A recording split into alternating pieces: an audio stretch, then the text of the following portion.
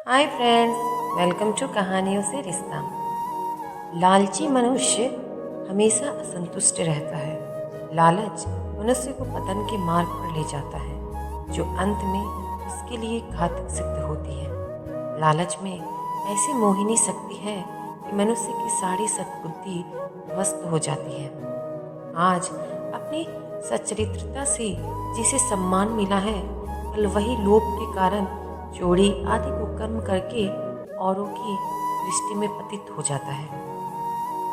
वह मनुष्य के बारे में अच्छा सोचते सोचते कब मनुष्य का सबसे बड़ा शत्रु बन जाता है, उसे पता भी नहीं चलता। ऐसा ही कुछ दो दोस्तों के साथ हुआ। दो दोस्त धन कमाने के लिए परदेश जा रहे थे।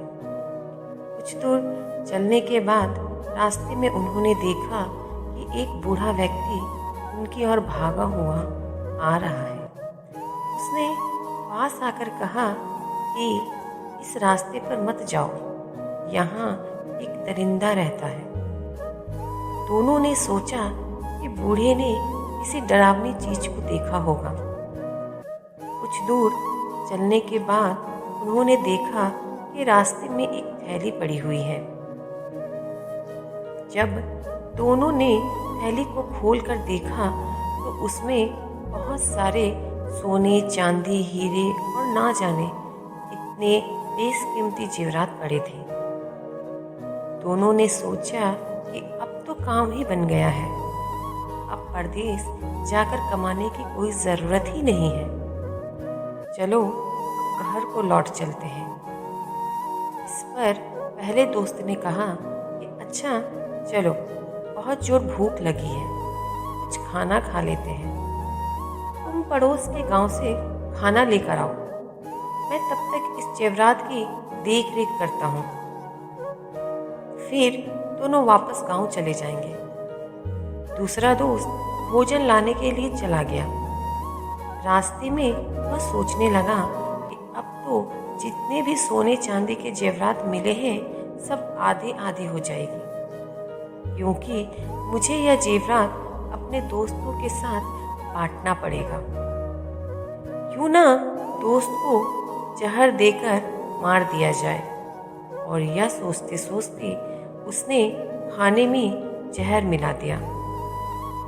इधर पहला दोस्त भी कुछ इस प्रकार ही सोच रहा था। वह भी सोच रहा था कि मेरे दोस्त के आ जाने पर मुझे यह जेवरात उसके साथ बांटना पड़ जाएगा। कुछ ऐसा करना पड़ेगा जिससे मुझे मेरे दोस्त से छुटकारा मिल जाए और यह सारी जेवरात मेरी खुद की हो जाए। जब दूसरा दोस्त खाना लेकर अपने दोस्त के पास आया तो उसके दोस्त ने उसका गला दबाकर उसकी हत्या कर दी।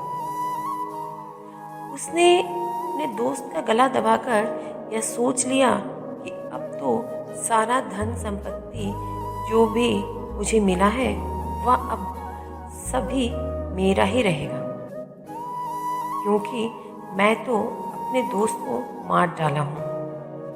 वह खुशी से झूम उठा और वह अपने दोस्त द्वारा लाए गए खाने को खाने के लिए बैठ गया। जैसे उसने खाना खाया, वह विष युक्त खाना उसके पूरे शरीर में फैल गया और वह तड़पने लगा।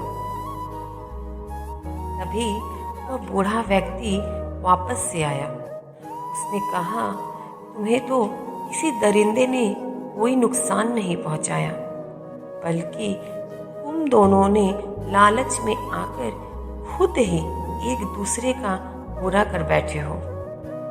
दोस्तों, कई बार ऐसा होता है कि हमें अपनी बर्बादी के लिए किसी तीसरे की ज़रूरत नहीं पड़ती।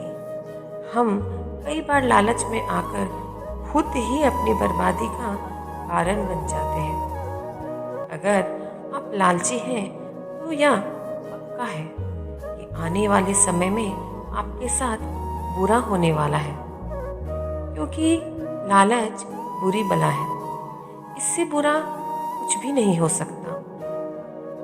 अगर कोई चीज़ थोड़ी बहुत हो तो चल जाता है, लेकिन पति हर चीज़ की बुरी होती है। अगर कोई इंसान थोड़ा बहुत लालच करे तो ज़्यादा नुकसान नहीं होता है, लेकिन अगर उसका लालच बहुत ज़्यादा बढ़ जाए तो उसके लिए बहुत ही ज़्यादा घातक सिद्ध होता है।